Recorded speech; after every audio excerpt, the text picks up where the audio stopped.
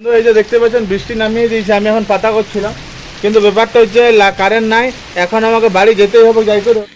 Hello family, good morning. তো village বয় সজল চ্যানেলে আপনাদের স্বাগত জানাই।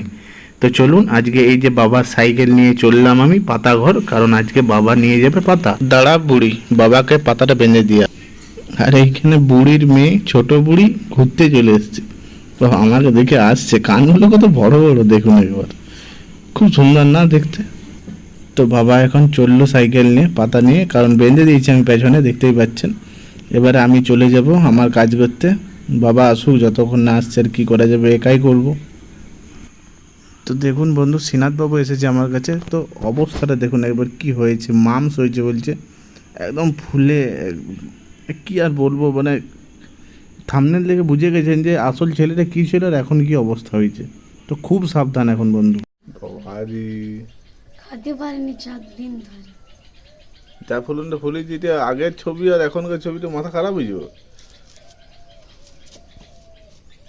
বন্ধু। তো আমি যেটা দেখে বুঝছি, এই সময়টা কিন্তু এইরকমই সময়, তো খুব সাবধানে থাকবেন, খুব সাবধানে।